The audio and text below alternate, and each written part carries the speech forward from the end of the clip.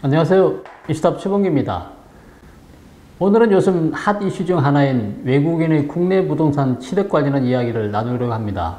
그 중에서 특히 중국인 부동산 취득 현황에 대해서 좀 더 집중적으로 보도를 하도록 하겠습니다. 국세청 자료에 의하면 2017년부터 2020년 5월까지 외국인이 취득한 국내 아파트는 총 23,167건이라고 합니다. 금액은 총 7조 6,726억 원입니다. 2017년 5,308건을 시작으로 2018년 6,974건, 2019년에는 7,371건, 2020년 5월까지는 외국인이 3,514건의 아파트를 취득한 것으로 나타났습니다. 매년 상승하는 추세를 보이고 있습니다. 국내 아파트를 사들이고 있는 외국인의 국적을 살펴보면 전체 외국인 중 절반이 넘는 59%가 중국인으로 밝혀졌습니다. 2위는 미국인인데요. 중국인이 미국인보다 3배 이상 많다고 합니다. 중국인이 지난 3년 5개월 동안 국내 아파트를 구입한 건수는 13,573건이고 구입 비용은 총 3조 1,691억 원이라고 합니다. 중국인의 부동산 거래를 다수 중개하였다고 하는 서울 성동구의 한 부동산 중개업자는 중국인들은 아파트나 건물을 구매할 때 상태나 위치만 좋다면 시세를 따지지 않고 바로 구매한다고 밝혔습니다. 그렇다면 과연 K부동산 쇼핑은 마음 편히 하고 있는 중국인들의 자금 출전은 어디일까요?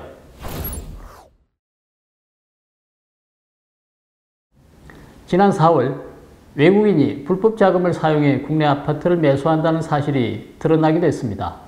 관세청 서울본부 세관은 최근 3년간 서울 시내 아파트를 매수한 외국인 중 자금 출처가 불분명한 500명을 대상으로 수사한 결과 총 61명을 불법 자금 사용으로 적발했다고 지난 4월 27일 밝혔습니다. 그 불법 자금 이용 외국인 중 중국 국적을 가진 사람은 34명이었다고 합니다.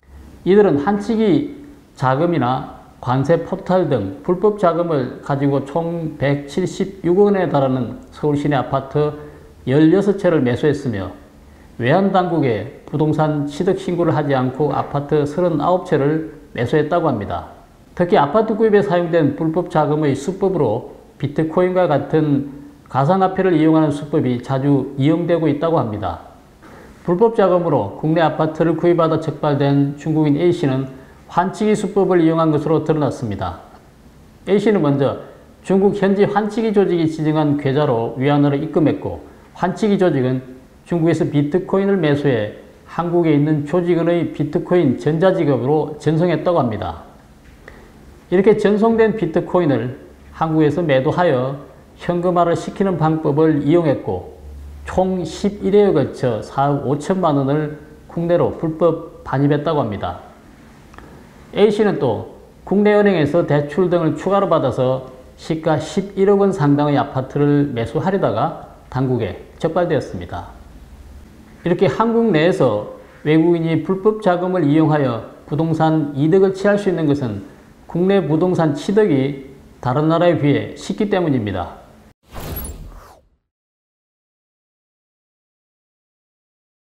처음부터 외국인의 국내 부동산 시장 진입이 쉬운 것은 결코 아니었습니다. 1961년 외국인 토지법이 제정되고 1998년 6월까지는 외국인이 국내 부동산을 취득하기 위해서는 토지 소재지의 시군구에 취득 허가를 받아야 했습니다.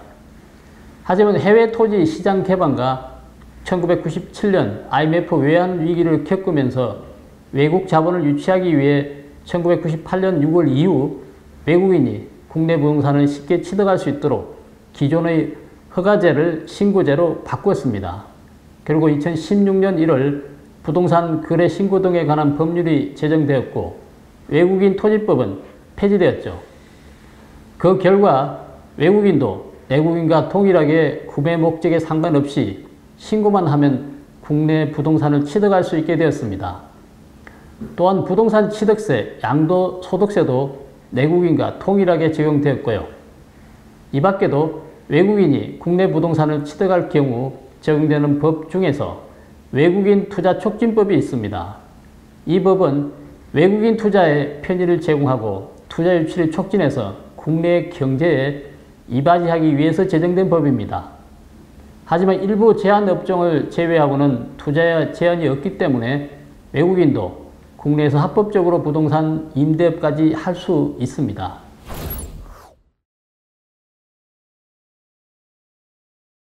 지난해 12월 국토교통부는 2020년 외국인 보유 국내 토지 면적은 251.6제곱킬로미터로 우리나라 전 국토 면적인 10만 401제곱킬로미터의 약 0.25% 수준이라고 발표했습니다.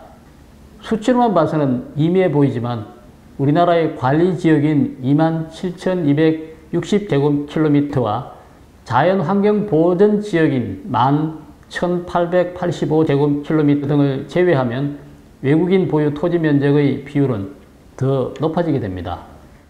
이는 우리나라 광화도 면적 302제곱킬로미터와 비슷한 수준이고 여의도 면적 2.9제곱킬로미터의 무려 86.7배를 외국인이 보유하고 있는 것으로 나타났습니다. 최근 10년간 외국인이 보유한 국내 토지 중 중국인이 소유한 국내 토지 면적은 2011년에는 3.7제곱킬로미터였으나 2020년에는 20제곱킬로미터로 10년 동안 무려 5.4배나 증가했습니다. 미국, 일본, 유럽 국적을 가진 외국인들의 국내 토지 보유 면적은 증가와 감소를 반복했지만 중국이 소유한 국내 토지 면적은 계속 상승했습니다. 특히 중국인의 토지 사재기로 이슈가 됐던 제주도의 경우 한때 외국인이 소유한 토지 중 절반가량이 중국인 소유였습니다. 국토교통부는 2019년 제주도의 외국인 토지 보유 1위가 중국인으로 927만으로 전체 외국인 보유 중 42.5%를 차지한다고 밝혔습니다. 부동산 전문가들은 중국이 한국 내 부동산 잠식 수단으로 부동산 투자 이민을 적극 활용하고 있다고 말합니다. 부동산 투자 이민이란 말 그대로 국내 부동산에 5억 이상을 투자한 외국인에게 거주비자를 발급해주고 5년 후에는 영주권도 주는 제도입니다. 부동산 투자 이민을 통해 영주권을 취득한 외국인의 국적을 보면 중국인이 압도적입니다. 2018년도 외국인 영주권 취득자는 총 417명이었는데 그중 중국인이 401명이라고 합니다.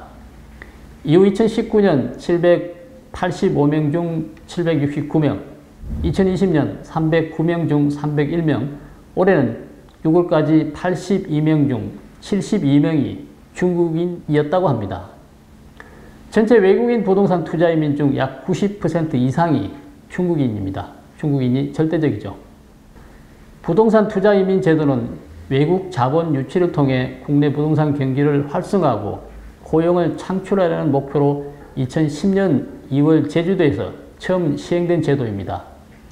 이런 취지로 만들어진 제도를 중국인이 이용하는 것은 문제가 되지 않습니다. 하지만 이 부동산 투자 이민 제도를 이용한 부동산 먹튀기는 심각한 사회 문제가 되고 있습니다.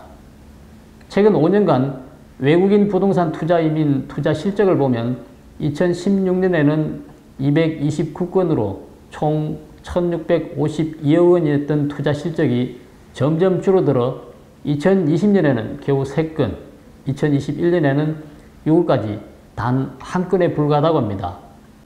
이는 제주도나 강원도의 평창 알펜시아, 부산의 해운대 리조트 및 동부산 관광단지, 강릉시의 정동진 등 부동산 투자 이민 재적용 지역에서 중국인의 투자가 급속히 빠져나갔다는 것을 의미합니다.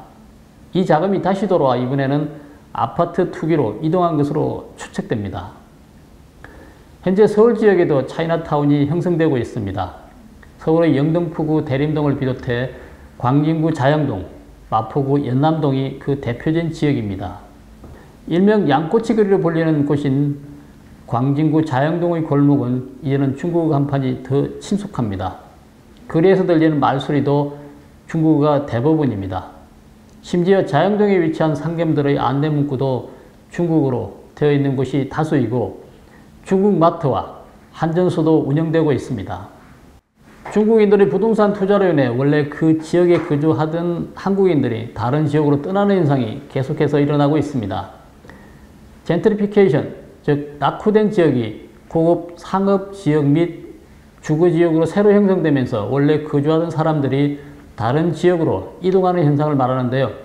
이 현상이 점점 더 늘어날지도 모른다는 우려가 제기되기도 합니다. 그렇다면 우리나라가 아닌 다른 국가들은 외국인들의 부동산 투기로부터 어떻게 자국의 부동산을 보호하고 있을까요? 홍콩의 경우 비영주권자가 주거용 부동산을 취득할 경우 부동산 가격의 30%에 달하는 취득세를 부과하고 있다고 합니다.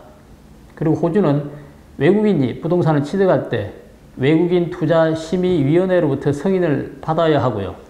이 경우 주거용 부동산을 6개월 이상 임대 또는 점유를 하지 않으면 공실에 대한 요금을 부과한다고 합니다. 그리고 싱가포르 역시 주거용 부동산법에 따라서 정부의 승인이 있어야만 외국인이 부동산을 취득할 수 있다고 합니다. 중국은 개인이 토지를 소유할 수 없는 나라입니다. 중국 정부가 토지 사용권이라는 명목으로 모든 토지를 직접 관리하고 있습니다.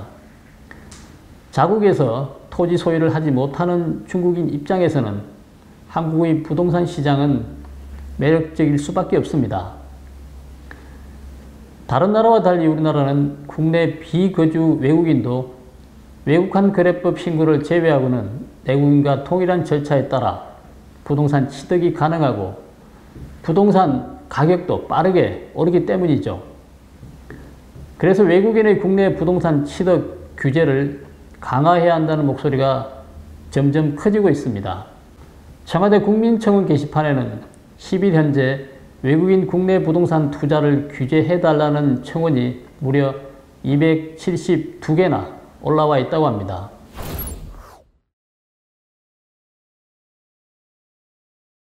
(21대) 국회에서 국민의힘 태영호 의원은 중국 등 외국인이 투기 과열지구 및 조정 대상 지역에서 토지를 거래하는 경우 허가를 받도록 하는 법률 개정안을 7월 23일 대표 발의했습니다.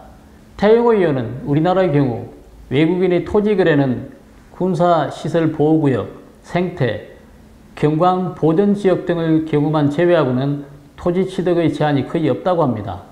또한 투기 과열지구 및 조정 대상 지역에서는 내국인은 대출 규제 등으로 인해 부동산 취득이 제한되고 있으나 외국인의 경우 일부 신고 절차를 제외하면 자금 조달 등에 있어 특별한 제한 없이 부동산 취득이 가능한 상황이라고 지적하고 있습니다. 이 법안은 국회 의안 정보 시스템에서 10일 현재 5,752건의 의견이 게시될 정도로 국민적 관심을 받고 있습니다. 국민들 의견 대부분은 이 법안을 지지하고 찬성하는 내용이라고 합니다. 한편 더불어민주당 소병훈 의원은 지난 3월 2일 은행법 일부 개정 법률안을 대표 발의했습니다. 한편 더불어민주당 소병훈 의원은 지난 3월 2일 은행법 일부 개정 법률안을 대표 발의했습니다. 소병훈 의원은 지난해 한 중국인이 국내 은행에서 59억 원을 대출받아 서울시 용산구 이태원 등 소재 상가주택을 78억 원에 매입했다고 합니다. 그래서 국내에서 근로소득이 없는 외국인의 경우에는 국내 은행에서 주택 및 상가 건물에 대한 담보대출을 받지 못하도록 제한함으로써 외국인에 대한 대출 규제를 보다 강화하기 위해 법률안을 발의하게 되었다고 그 제한 이유를 밝혔습니다. 또한 국민의힘 홍석준 의원이 지난해 12월 대표 발의한 소득세법 일부 개정 법률안은 외국인이 보유한 부동산을 매각할 경우 양도소득세를 중과하는 내용을 담고 있습니다. 외국인의 무분별한 부동산 취득을 막기 위한 법안이 21대 국회에서 발의된 상태지만 아직 상임위원회 심사 단계에 머물고 있습니다. 지난 20대 국회에서 외국인 부동산 거래를 다시 허가제로 전환하자는 법안을 당시 미래통합당 전진석 의원이 발의했지만 임기 만료로 자동 폐기됐습니다. 외국인들이 국내 부동산을 사들이는 것 자체는 큰 문제가 아닐 수 있습니다. 그러나 불법 자금을 동원하거나 싹쓸이 투기를 하는 것이 문제죠. 외국인들의 국내 부동산 매입 중 중국인의 비율이 높은 것도 우리가 주목할 점인 것입니다. 최근 한 부동산 정보 공유 온라인 커뮤니티에는 중국인들이 국내 부동산을 점령해 한국은 조만간 중국 땅이 될 것이라는 주장도 제기되고 있는 만큼 중국인의 부동산 취득을 우려하는 사람들이 점점 늘어나고 있다는 점입니다. 조금 과한 걱정일 수 있겠지만 국민들이 우려하는 문제에 대해 대비를 해야 할 시점인 것으로 보입니다. 먼저 외국의 사례를 참조하고 관련 국내 법안을 손질해서 외국인, 특히 중국인의 부동산 투기로부터 어떻게 우리의 부동산을 보호하고 지킬 것인지 고민해야 할 것입니다. 오늘 방송은 여기까지 하겠습니다. 구독, 댓글, 좋아요를 눌러주시고 지인들과 공유해 주시기 바랍니다. 감사합니다.